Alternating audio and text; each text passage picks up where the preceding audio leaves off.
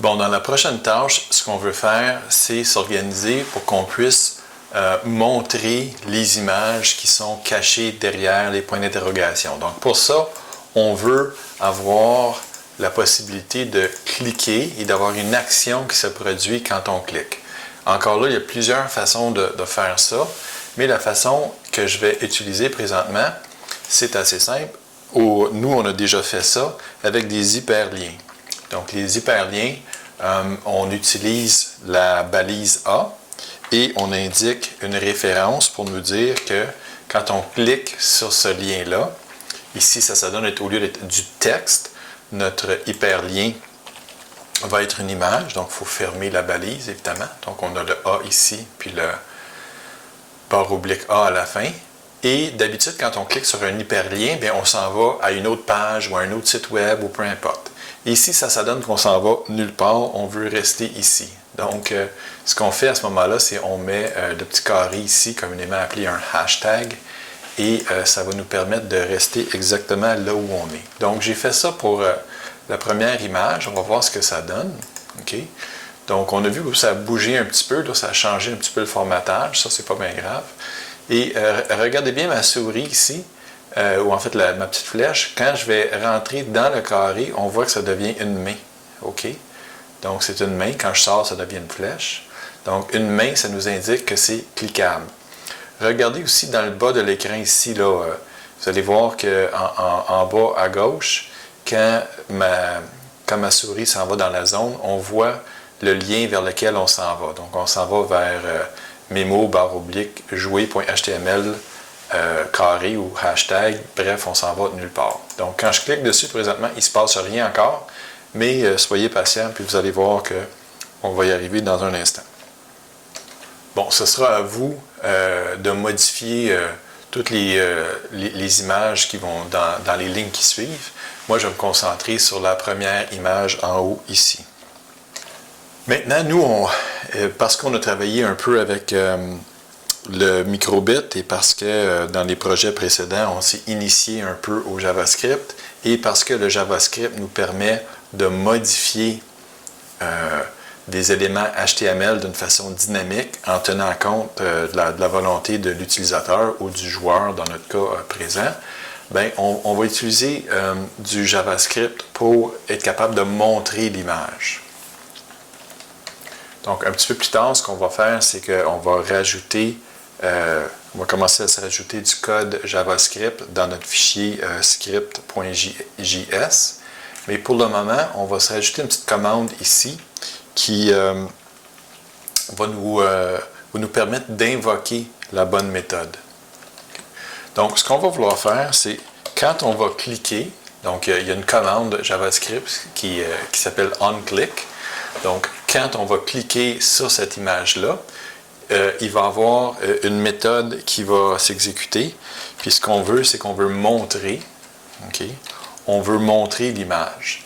Maintenant, il y a plusieurs images. Hein? Donc, notre programme ne saura pas quelle image montrer. Et c'est pour ça qu'on va les numéroter, nos images. Okay? Donc, on va montrer l'image qui va avoir le ID qui est égal à 0. Et puis, pour faire ça, ce qu'on va faire ici, c'est qu'on va venir dire que le ID est égal à 0. Okay? Vous allez voir là, que c'est logique, mon choix, là, j'y ai pensé un peu à l'avance. Puis, on va se donner des ID. Ici, c'est le ID 0. Ici, ça va être le ID 1, 2, 3, 4, 5, 6, 7, 8, 9.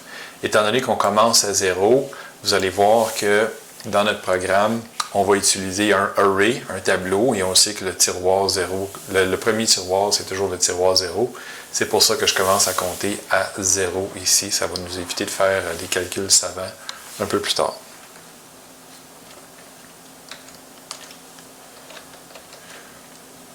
Bon, j'avais mis des guillemets tantôt ici, mais je pense que ce n'est pas vraiment requis. On peut écrire « montrer 0 ». Et pour des raisons que je n'expliquerai pas pour l'instant, on va écrire « return false » à côté. Okay? Ça fait juste nous protéger.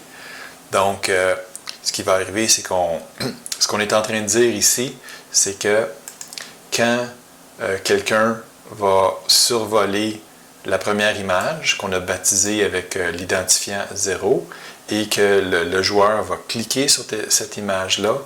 On va invoquer une fonction Java qu'on va écrire dans quelques instants et on va lui passer le paramètre 0 pour lui dire que OK, c'est maintenant le temps de montrer l'image qui a un ID égal à 0.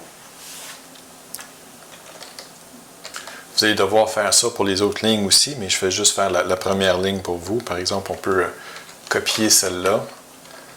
Et puis, évidemment, la deuxième image, on va lui donner le ID 1.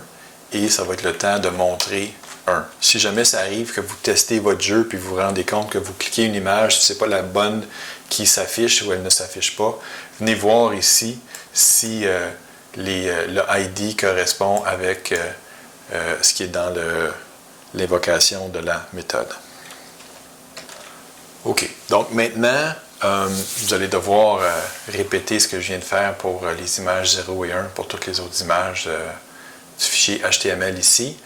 Mais on est en train de dire que quand on va cliquer sur une image, on va invoquer une méthode qui s'appelle montrer et il faut évidemment dire à notre programme d'aller chercher ce code JavaScript-là. Donc, ça va nous prendre la balise script ici dans la section header et puis on va aller donner l'information requise pour qu'on soit capable de faire le lien avec notre fichier.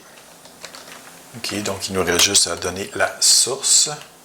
Donc la source ici va être dans le sous-répertoire JS. Et puis, j'ai appelé ça jouer.js.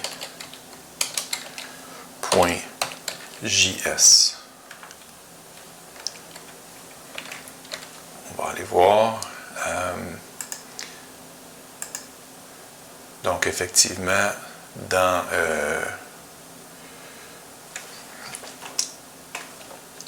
excusez, j'étais pas à la bonne place. Donc, dans document info HTML, dans la section mémo, ça nous prend un répertoire qui s'appelle JS. Et dans ce répertoire-là, ça nous prend un fichier que j'ai décidé d'appeler jouer.js. Et c'est dans ce fichier-là qu'on va mettre notre code HTML pour être capable d'écrire et de montrer notre fonction, nos images, pardon.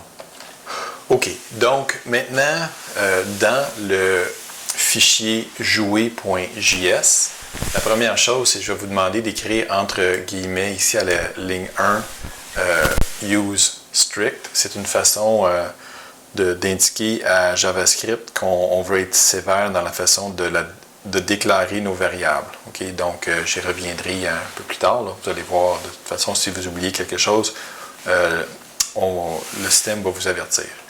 Donc, première chose à faire, comme je l'ai mentionné tantôt, on va se créer un array, un tableau, okay, avec tous les fichiers qu'on a avec nos images.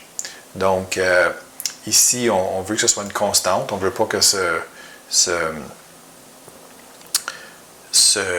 variable-là soit modifiée. Pardon. Donc, on veut que ce soit constant. Ça s'appelle image avec un S. On met un égal. On sait que c'est un array parce que ça commence et ça termine par des parenthèses carrées. Et puis, on va aller mettre ici le nom des fichiers qu'on va utiliser. Okay? Vous avez remarqué ici que par exemple, quand j'ai deux fichiers de chiens, vous avez remarqué que je n'ai pas utilisé exactement la même image. Je trouvais ça un peu plus intéressant de procéder comme ça.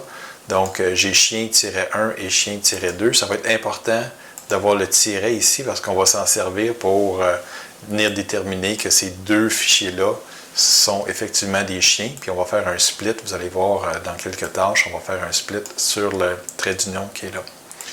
Donc, on va avoir pour l'instant 10 images. J'ai indiqué ici à l'aide d'un commentaire l'index. Okay? Donc, évidemment, la première image, par exemple, le chien 1 va correspondre à l'index 0.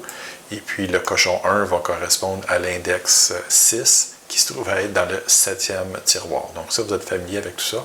Donc ça, il faut bâtir ça. N'oubliez pas de mettre vos virgules partout ici. OK?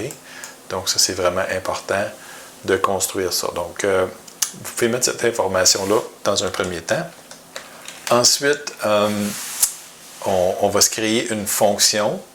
OK? Une fonction qui s'appelle montrer. Donc ça aussi, montrer ici, c'est une variable qui va correspondre à une fonction. C'est aussi une constante. On ne veut pas venir modifier notre fonction.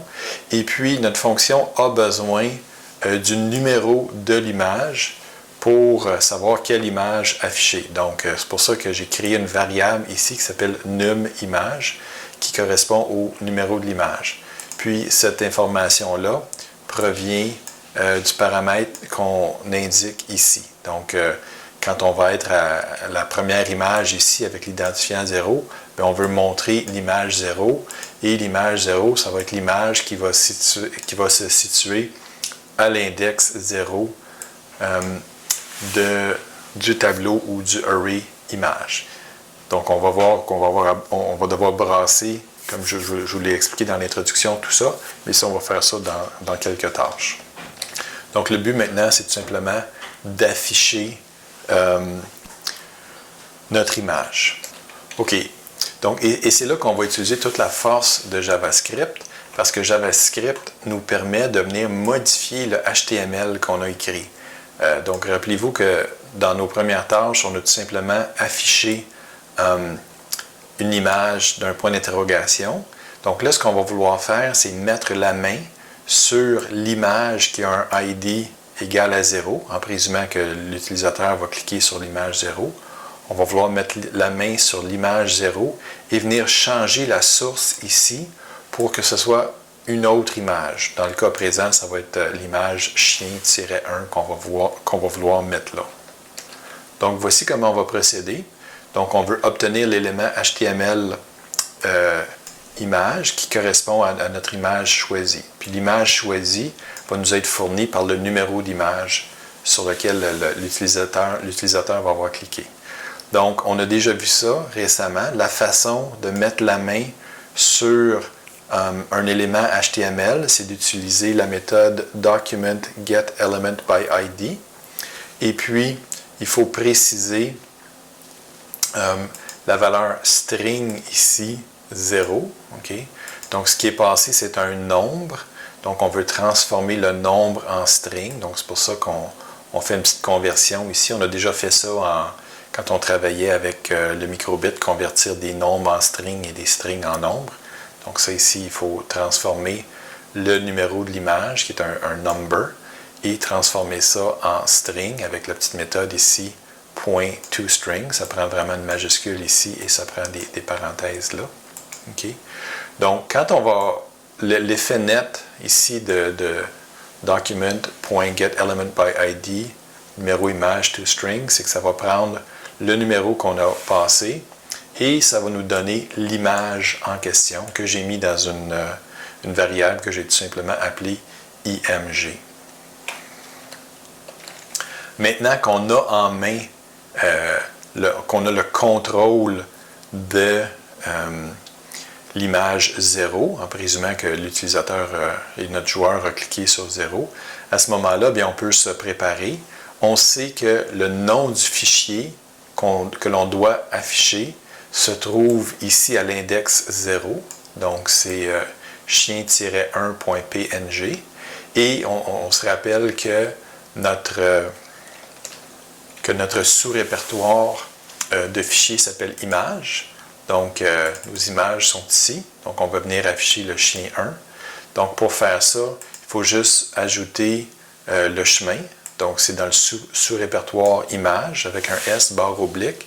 Après ça, on va concaténer, comme on dit avec le microbit, le nom du fichier qu'on retrouve dans le premier tiroir ici de notre array. Donc, en faisant ça ici, on a pris le contrôle ici à la ligne 16 de notre image et on est en train de dire maintenant que la nouvelle source de l'image, ça va être égal à image barre oblique chien1.png.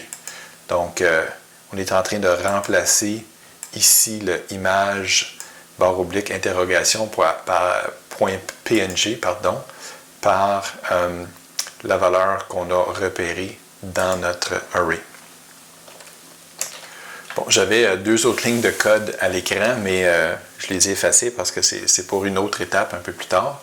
Donc, c'est pas plus compliqué que ça. Dans le fond, j'ai 3 lignes de commentaires et 2 lignes de code. Donc, montrer comment on fait pour montrer une image, c'est pas compliqué. On se fait donner le numéro de l'image, qui est un index. On vient fouiller ici. Si par exemple l'utilisateur avait cliqué sur l'index 5, ben, ça voudrait dire qu'il faut venir chercher ici cheval2.png. On vient accoler à ça, on vient concaténer à ça le chemin du répertoire approprié et puis on vient changer la source de l'image. Donc on va aller voir ça en action. OK, donc ici on va juste se rappeler que présentement on a juste fait les changements pour les images 0 et 1 qui sont cliquables. Les autres images ne sont pas cliquables. On va aller vérifier ça.